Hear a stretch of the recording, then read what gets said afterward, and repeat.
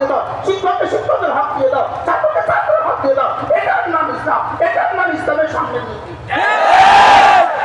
তাহলে ইসলাম মানে সেই সাম্য, প্রগতিবাদীদের সাম্য কি সেই সাম্য?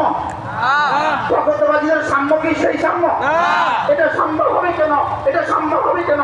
এটা ইসলাম কখনো মানুষকে সমান, সব মানুষকে সমান করতেই পারে না, সব মানুষ সমান হইতেই পারে না। কর্মচারী যদি মনিবের সমান হয়ে যায় তো মনিবের কথা শুনবে কেন?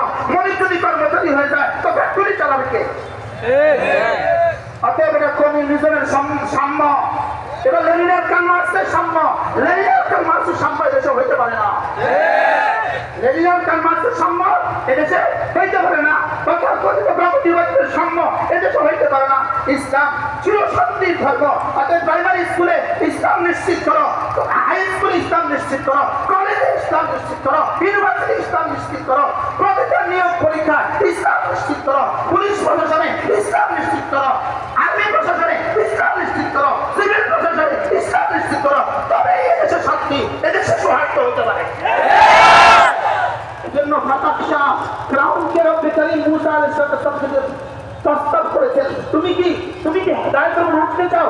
যদি তুমি হেদায়েতের উপর উঠতে চাও ফাতাহ শাহ, তাহলে তোমাকে আমি তোমার রবের পরিচয় দিয়ে দিব। তাহলে তোমার কলিজায় ভয় আসবে, তোমার কলিজায় যদি ভয় আসে এই দেশের সমস্ত মানুষ যার যে অধিকার সেটা নিশ্চিত পাবে। তাহলে সমাজে সাম্য প্রতিষ্ঠা হবে কি দিয়ে? ইসলামকে কি দিয়ে বলে? সমাজে সাম্য প্রতিষ্ঠা হবে কি দিয়ে? অতএব যারা সাম্যের প্রবন্ধ ইসলামকে বিরোধ করে দিয়ে এরা সাম্য চায় না, এরা চির বৈষম্য চায়। এরা কি চায় বলুন? এরা চির কি? এরা চির বৈষম্য চায়। এটা শুধুই সাম্যের স্লোগান। সাম্যের কি? বুলি, বুলি, সাম্যের বুলি। এটা হলো সাম্যের বুলি, এটা সাম্য নয়। এটা হলো মুলা ঝুলিয়ে গাধাকে দৌড়ানো। মুলা ঝুলিয়ে গাধাকে কি করে? বলে গাধা দৌড়ে কেন? মুলা ঝুলে গেছে, গাধার সঙ্গে কি ধরেছে? মুলা ঝুলে গেছে। এই জন্য আমাদের ঝুলাই সনদ সাম্য, সাম্য, ঝুলাই সনদ সাম্য, সাম্য। এরা চির চির সাম্যের দাবি। এটা সাম্য, এটা পশ্চিমাদের সাম্য। পশ্চিমাদের সাম্য আমরা খাবো না। বলেন পশ্চিমাদের সাম্য আমরা কি? আমরা তো ওই সাম্য চাই যেই সাম্য হাতিয়া চাই, যেই সাম্য তাওহীদে খালেদের ওই সাম্য হবে।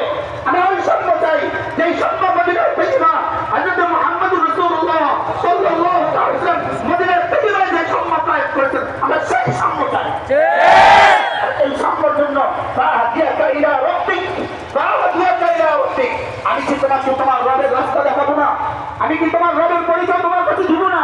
তোমার রবকে আমি কিন্তু শেখাবো না তোমাকে রব থেকে বঞ্চিত করে, রব